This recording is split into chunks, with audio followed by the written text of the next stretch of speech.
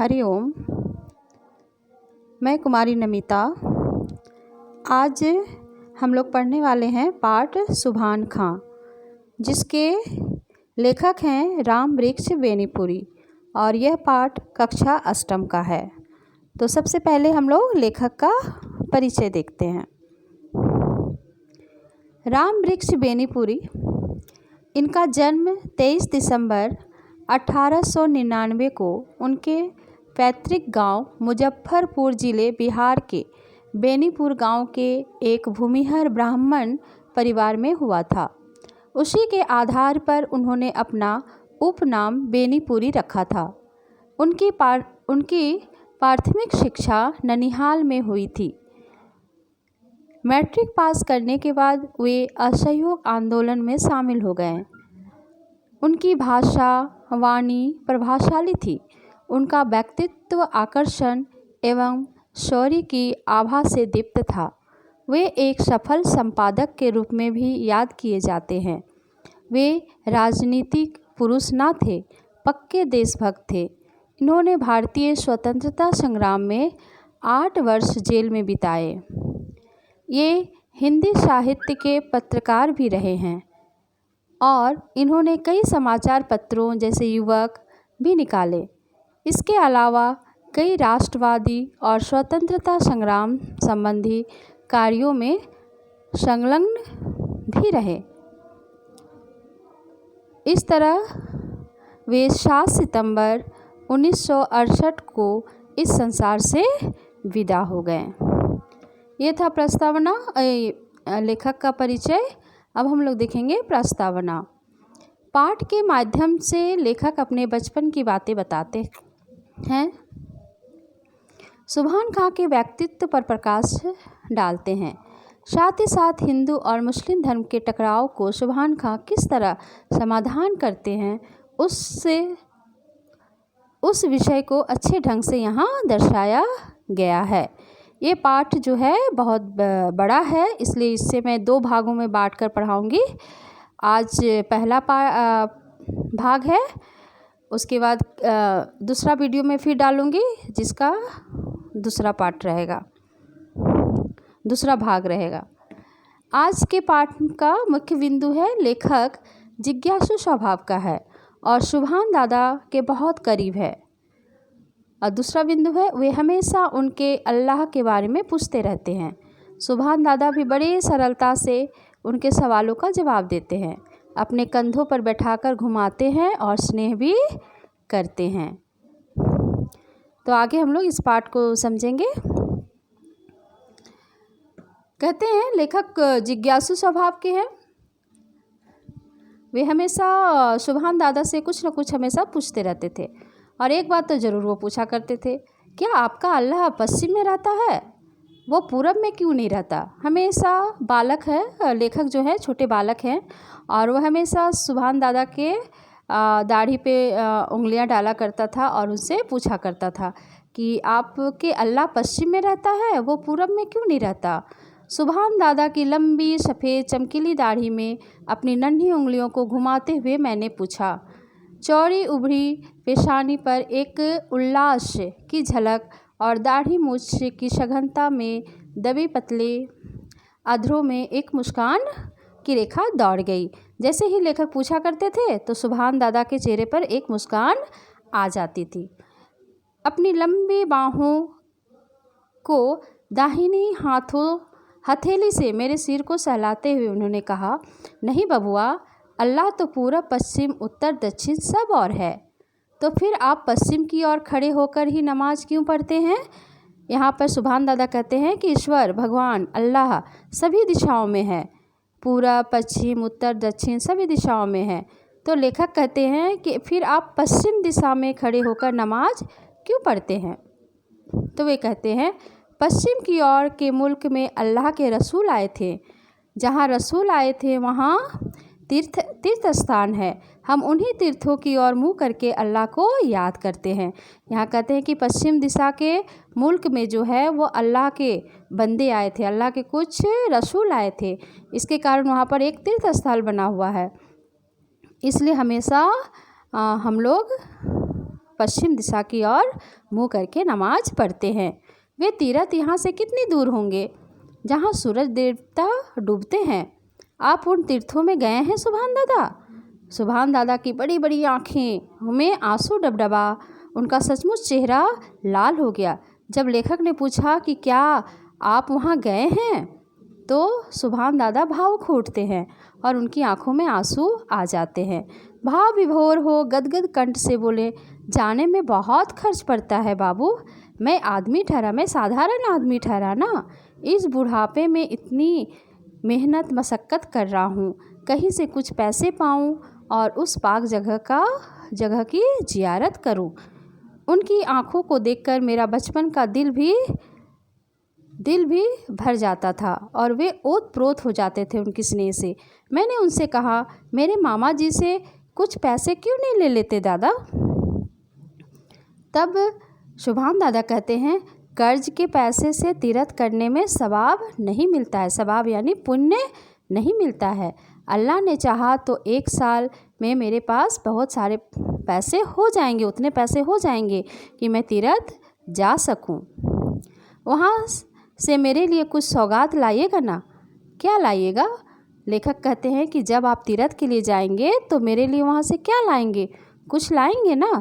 तो सुभान दादा कहते हैं, वहाँ से लोग खजूर और छुहारा लाते हैं। हाँ हाँ, मेरे लिए छुहारा ही लाइएगा, लेकिन 1 दर्जन से कम नहीं लूँगा। लेखक भी अब कहते हैं कि मेरे लिए आप छुहारा ही लाइएगा, लेकिन मैं कितना लूँगा? 1 दर्जन से कम नहीं लूँगा। सुभान दादा की सफ़ेद दाढ़ी मूछ के बीच उनके सफ़ेद दांत चमक रहे थे। कुछ देर तक मुझे दुलारते रहे, फिर कुछ रुक कर बोले, अच्छा देखिए, मैं ज़रा काम पूरा कर लूँ। मजदूरी भर पूरा काम नहीं करने से अल्लाह नाराज़ हो जाएंगे। सुभान दादा कहते हैं कि आप यहीं पर बैठिए, यहीं पर रखिए, मुझे काम करने दीजिए, क्योंकि अगर मैं पूरा काम नहीं करूँगा तो अल्लाह नाराज़ हो जाएंगे। क्या आपके अल्लाह बहुत गुस्सेवर हैं? मैं तुनक कर बोला। फिर उसी बात पर लेखक ने एक सवाल किया कि क्या आपका अल्लाह बहुत गुस्सा करता है? तो सुभान दादा कहते हैं, आज सुभान दादा बड़े ज़ोरों से हंस पड़े। फिर एक बार मेरे सिर पर हथेली फेरी और बोले, बच्चों से वो बहुत खुश रहते हैं बबुआ। वो लेखक को बबुआ कहते थे। वो तुम्हारी उम्र दराज करे, कहकर मुझे अपने कंधे पर ले लिया। मुझे लिए हुए दीवार के नज़दीक आए, वहाँ उतार दिया और झट अपनी कन्नी और वसूली से दीवार पर काम करने लगे। सुभान खां एक अच्छे राज समझे जाते हैं। जब जब घर की दीवारों पर कुछ मरम्मत की ज़रूरत होती थी तो उन्हें बुला लिया जाता था। आते हैं, 5-7 रोज़ यहीं रहते हैं, काम ख़त्म करके चले जाते हैं। लंबा चौड़ा तगड़ा है बदन इनका, पेशानी चौड़ी, भौवें बड़ी सघन और उभरी हैं। आँखों के कोने में कुछ लाली और पुतलियों में कुछ नीलेपन की झलक है। नाक साधारण ढंग से नुकीली है। दाढ़ी सघन यानी घनी है, इतनी लंबी कि छाती तक पहुंच जाए। वो छाती जो बुढ़ापे में भी फैली फूली हुई। सिर पर हमेशा ही एक दुपलिया टोपी पहने और बदन में नीम आस्तीन कुर्ता, कमर में कच्छे वाली धोती, पैर में जमरोद जूता, चेहरे से नूर टपकता, मुंह से शहद झड़ता।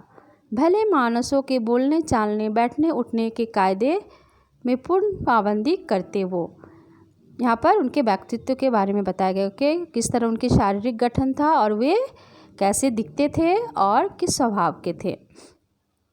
किंतु बचपन में मुझे सबसे अधिक भाती उनकी वो सफ़ेद चमकती हुई दाढ़ी। लेखक कहते हैं कि ये सारी चीज़ें उनमें बहुत सारे गुण थे, लेकिन मुझे सबसे अच्छा उनकी सफ़ेद चमकती दाढ़ी लगती थी।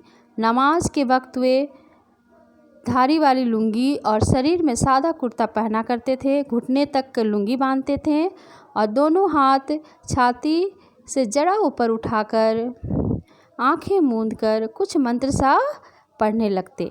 मैं विस्मय विमुग्ध होकर उन्हें देखता रहता और लेखक उन्हें एकटक देखते रहते थे जब वे नमाज पढ़ा करते थे।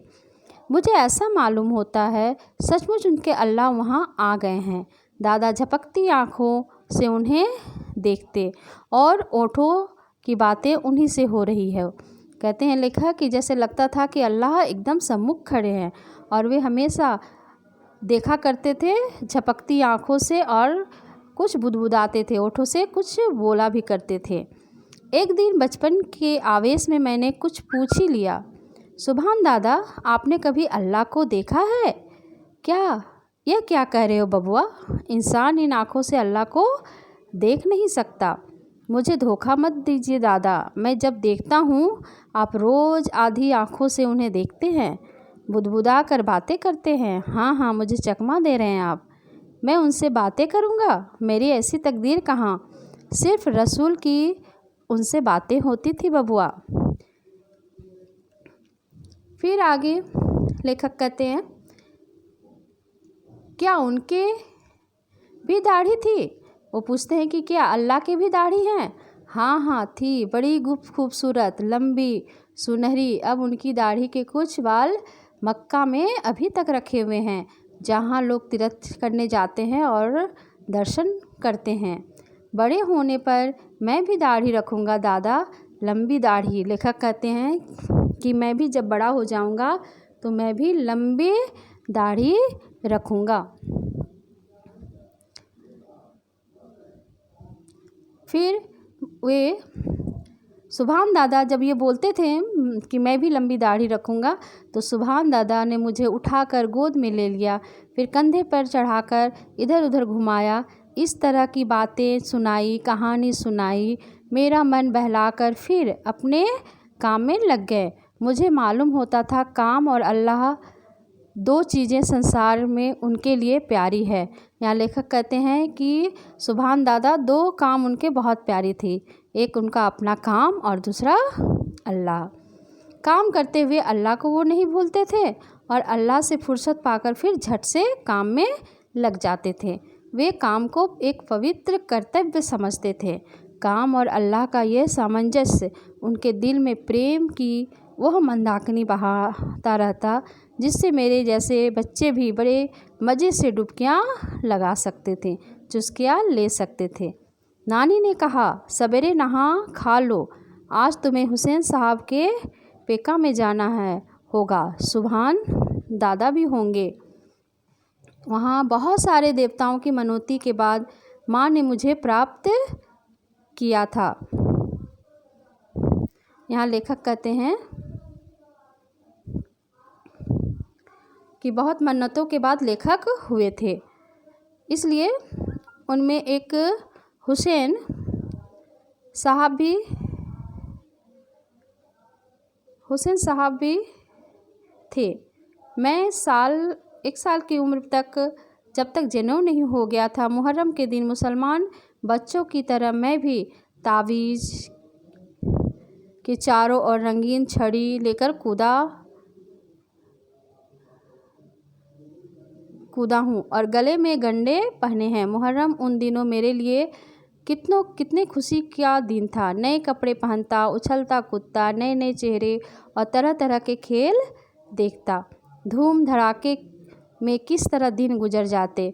इस मुहर्रम के पीछे जो रोमांचकारी हृदय को पिघला देने वाली करुण रस से भरी दर्दनाक घटना छिपी है, उन दिनों उसकी खबर भी कहाँ थी। यहाँ पर लेखक कहते हैं कि मैं जब बचपन में, जब तक इनका जनेऊ नहीं हुआ था, वह मुहर्रम में लेखक के घर जाते थे और बहुत ही धूमधाम से मनाते थे और वो तावीज़ भी पहना करते थे और उछलना, नए कपड़े पहनना, उछलना कूदना, सभी के साथ मिलकर वो मुहर्रम मनाया करते थे। लेकिन इसमें एक करुण घटना भी घटी, जो उस समय एक दर्दनाक घटना भी घटी, लेकिन उस समय लेखक ये सब कुछ नहीं जानते थे, इनकी ये खबर नहीं थी। आज यहीं तक ये पाठ रहेगा और कल हम लोग इसका भाग 2 पढ़ेंगे। मुझे आशा है कि ये जो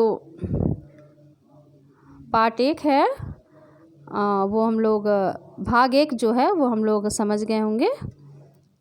और उसके बाद है प्रश्न उत्तर है, तो ये भी मैं कल कराऊंगी और इसके जो बाकी जो पाठ है वो हम लोग कल समझेंगे।